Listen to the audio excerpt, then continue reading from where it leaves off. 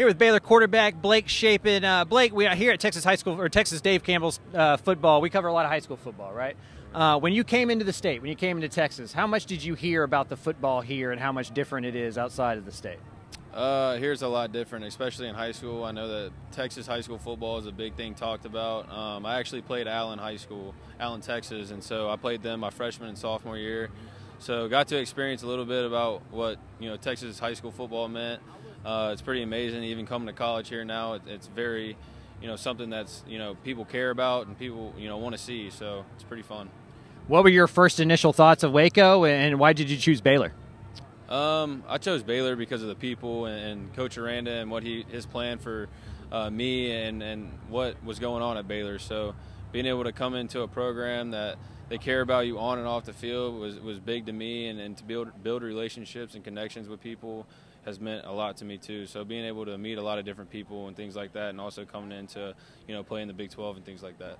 You're kind of thrust into the spotlight a little bit there in 2021, played in some big games. How much did that help your development early on, just kind of getting that experience and playing in the Big 12 championship game and some very important stuff? Yeah, meant everything. So being able to come in and play in big-time games towards the end of the season, my redshirt freshman year was definitely big for me to grow, to just see how the game moved, how fast it was, and things like that.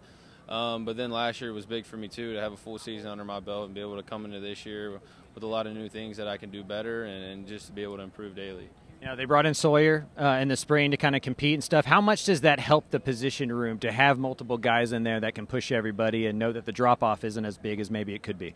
No, yeah, it's awesome. I mean, be able to bring in competition. We brought in Sawyer. We brought in R.J. Martinez, two guys that are very good quarterbacks, and to be able to compete with them, be able to, talk to them and be able to pick their brains about different things too has been big for me to be able to grow as a quarterback, and those are two great guys, and so we have a great quarterback room.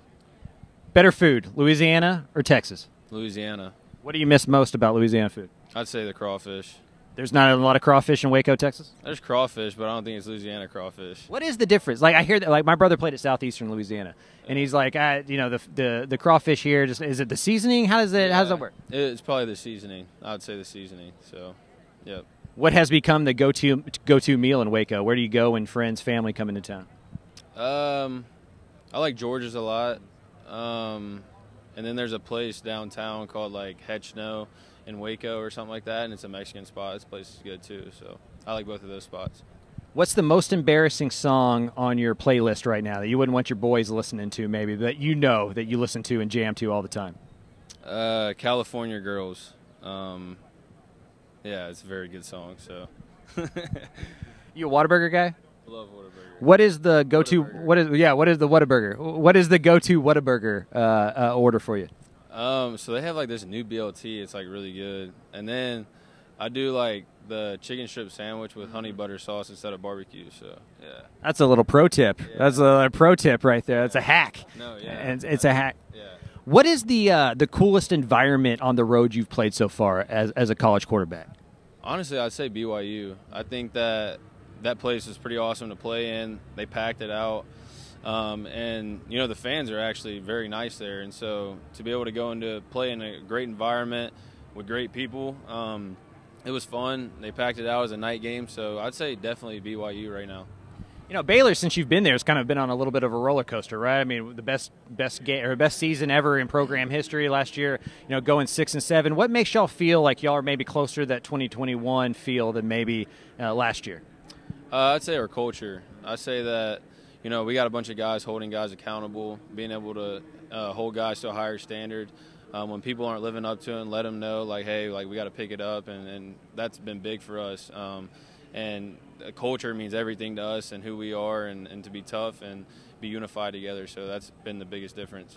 I've known Sean Bell since I was a teenager. What's he like as a quarterback coach? Can you tell us anything about him that maybe he'd be embarrassed for you to tell us about him? No, I won't say any of that, but he's been great for me.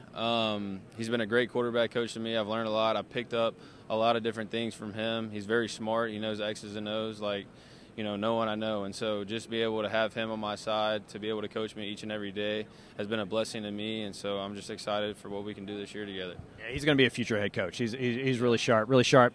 Speaking of head coaches, you have one of the more interesting head coaches in college football. Yeah. How long did it kind of take you to kind of realize Dave Aranda's personality and just like the uniqueness of him as a head football coach? I'd say I don't really have him figured out personality-wise yet, but I will say that he's definitely different, but he's also a player's coach, and a lot of guys respect him for how he acts towards us and how he treats us and how he coaches us. He holds us to a high standard, but he definitely does it in a different way than I'd say a lot of other coaches. So, he's been an awesome head coach to us. He's taught me a lot of different things. He's very smart on the football side, and so to be able to have him on our side, it means a lot to us, and we all respect him, and we're all riding behind him. So. And then lastly, after a full season of starting quarterback last year, kind of what is one or two things that you really went into the offseason hoping to improve on?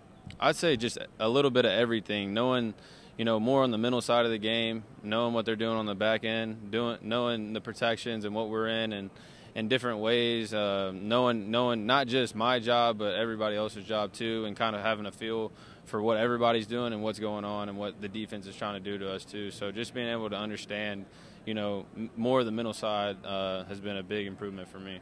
All right, sir. Appreciate your time. Thank you. Appreciate it. Yeah.